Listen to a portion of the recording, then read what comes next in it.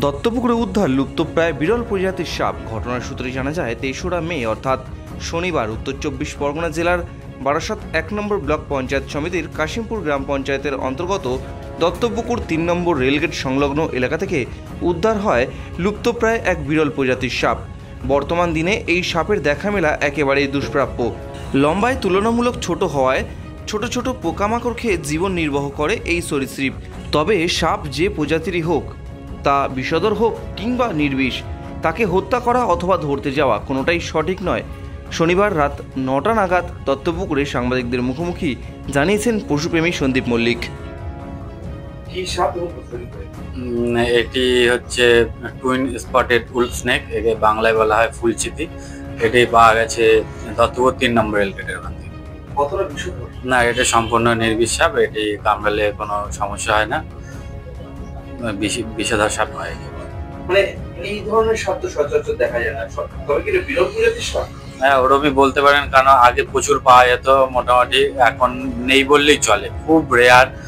এই নিয়ে আমি হয়তো 3খানা রেস্কিউ করেছি, তো অনেক বছর আগে হয়েছে, 2-3 বছর আগে একটা রেস্কিউ করেছিলাম, আবার আজকে একটা রেস্কিউ হলো। এটা দেখা যায় না, মানে খুব কম দেখা যায়। এদের দৈহিক গঠনটা কেমন হয়? এদের সবচেয়ে হলদে কালারের মিক্স থাকে গায়ে, আর গায়ে ফোটা ফোটা থাকে ফুলের মতো, ওর জন্য একে ফুলচিতিও বলা হয়। কতটা লম্বা? এই 1.5 ফুট মতো। আপনার কাছে এই মুহূর্তে আপনি উদ্ধার করছেন তার আনুমানিক বয়স কেমন? বয়স 1.5-2 বছর হতে পারে বয়স। সেক্ষেত্রে এই যে একটা সাপ তো আপনি আজকে উদ্ধার করতে পেরেছেন, এরকম কি আরো থাকতে পারে দত্তপুরে? হ্যাঁ, থাকতেই পারে, নাও থাকতে পারে, কারণ কাশিমপুরের দিকটাই জায়গা যা পেয়েছিলাম, 2-3টে কাশিমপুরের দিকেই পেয়েছিলাম। ৩ নম্বর রেলগেট বিজলি সংঘ ক্লাব ওই দিকটায়। এইদিকে সিনেমাটা পাওয়া যায়নি, ওইদিকে সম্ভাবনা থাকে, ওই দিকেই পাওয়া যাচ্ছে।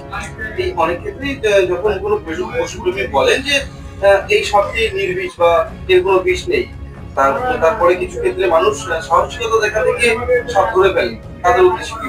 না, প্রথম কথা বলবো, সাপ ধরারই কোনো দরকার নেই, কারণ হচ্ছে কোনটা নির্বিষ সাপ কোনটা বিষধর সাপ মানুষ এখনো ঠিকঠাক ভাবে মানে বুঝে উঠতে পারে না, বা অনেক কালার চেঞ্জ থাকে বা অনেক বডির স্কেল চেঞ্জ থাকে, তাতে ধরার কোনো দরকার নেই। তাতে বাইট হয়ে গেলে, বিষধর সাপের বাইট হলে তার মৃত্যু ঘটতে পারে না বুঝে। যদি এরকম দেখতে পান তাহলে ফরেস্ট ডিপার্টমেন্টে জানান বা আমাদের জানান, আমরা কি উদ্ধার করে নিয়ে আসবো। এই সাপটা উদ্ধার করলেন মানে কি কারণে মূলত এটা বাইরে দেখা গেল? আপনি বলছেন রিয়ার একটা প্রজাতি। হ্যাঁ, প্রচুর পরিমাণে গরম পড়ছে এখন, চারিদিকে নানা ধরনের নানা সাপ বেরোচ্ছে। তারপরে হচ্ছে চা খেতে লোকে এখন স্প্রে করে বিষধর মানে বিষ, সেই কারণে এরা আস্তে আস্তে বিলুপ্ত হয়ে যাচ্ছে বা তার কারণে মারাও যাচ্ছে। আস্তে আস্তে কোনো রকম ভাবে খুব কম আছে, এগুলো দেখা যায় দত্তপুকুরে, হয়তো কোনোভাবে বেরিয়ে এসছে, কোথাও একটা ছিল। এই প্রজাতির সাপ সেটা দেখা গেল একেবারেই তুলনামূলক ছোট। এরা ছোট ছোট টিকটিকি, ব্যাঙ, ইঁদুর এই কে বেছে থাকে। তবে সাপ দেখলে মারা বা ধরার কোনো দরকার নেই বা খোঁচাখুচি করতে হবে না। যদি মনে হয় আপনার সামনাসামনি পড়ে গেছে সাপ, আপনি সাইড হয়ে যান, সাপ চলে যাবে। আর যদি মনে হয় ঘরে বা বাইরে এমন পজিশনে আছে যে আপনারও বিপদ, সাপটারও বিপদ, বন দপ্তর বা আমাদের ফোন করতে পারেন, আমরা গিয়ে উদ্ধার করে নিয়ে আসবো।